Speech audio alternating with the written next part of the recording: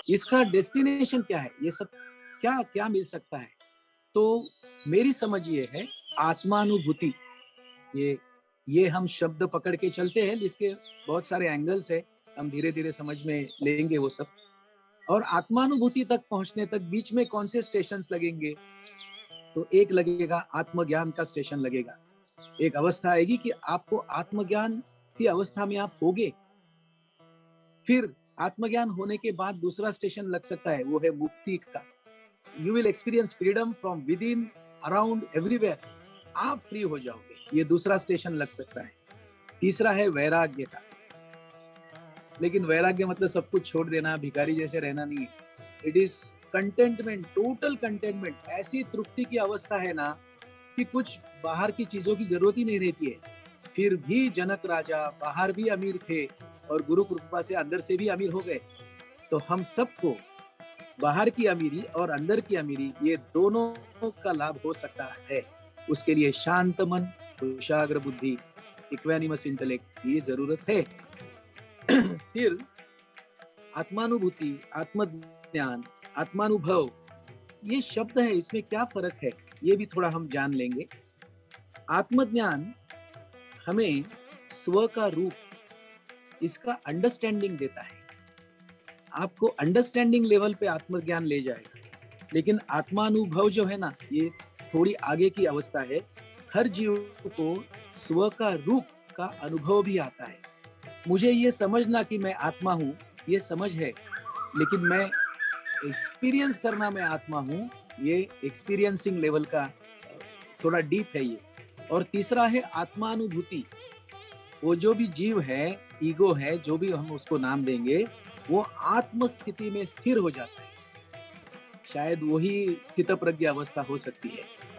तो ये तीनों स्टेप्स हम सिर्फ समझेंगे नहीं, हम इसका अनुभव भी करेंगे और इस अवस्था में हम जाएंगे।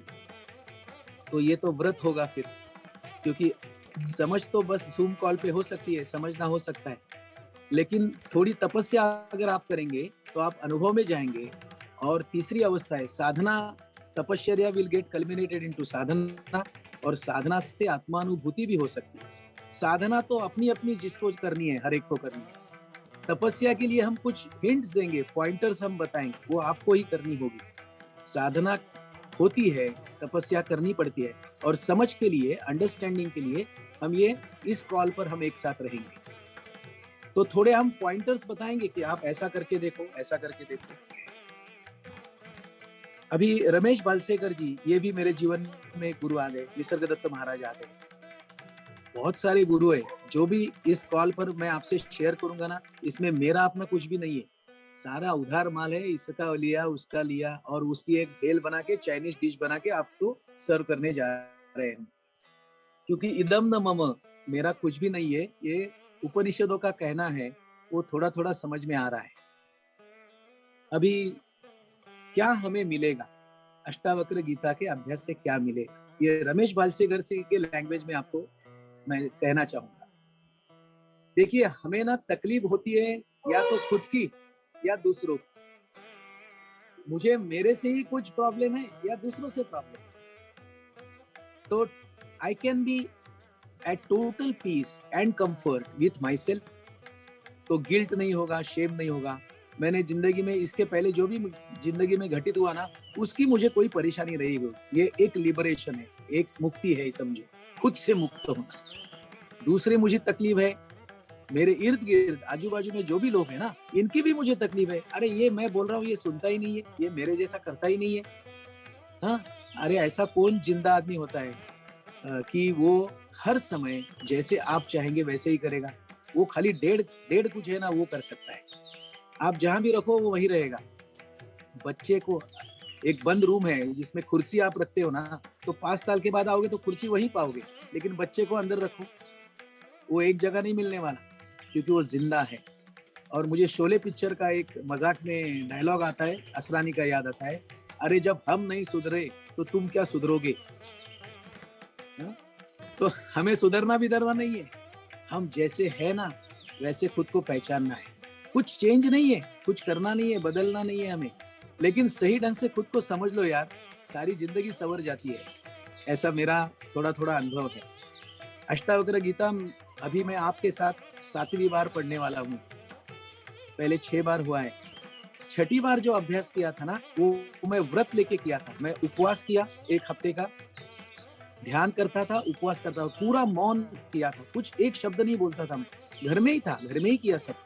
लेकिन उस समय जनक राजा ने जो सवाल पूछे थे और अष्टावक्र जी ने उन्हें जो बताया था, उसका छोटा-छोटा अनुभव मैंने लिया है।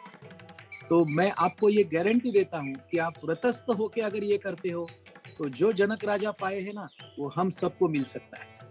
दिस आई कैन गारंटी, ये मेरा पर्सनल ट्रूथ है। उसके पहले जब भी पढ़ा था ना, तो समझ बढ़ रही थी, लेकिन जीवन में परिवर्तन नहीं हो रहा था। तो समझ जीवन का परिवर्तन का एक पायदान हो सकता है, लेकिन वो पूरा नहीं है। दूसरा अनुभव का है और तीसरा अनुभूति का है।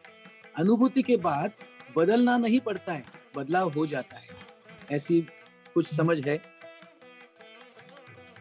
So to be at total peace and comfort with myself and with rest of the world, ये अगर हमें मिलता है तो और क्या चाहिए। ना मुझे खुद की कुछ तकलीफ हो रही है, ना दूसरों की कुछ तकलीफ हो रही है। तो ये इससे पॉसिबल है। शायद इसी को निर्वाण कहेंगे, कैवल्य कहेंगे, मोक्ष कहेंगे, लिबरेशन कहेंगे, मुक्ति कहेंगे। देखिए, दिन भर हमको तकलीफ क्या है?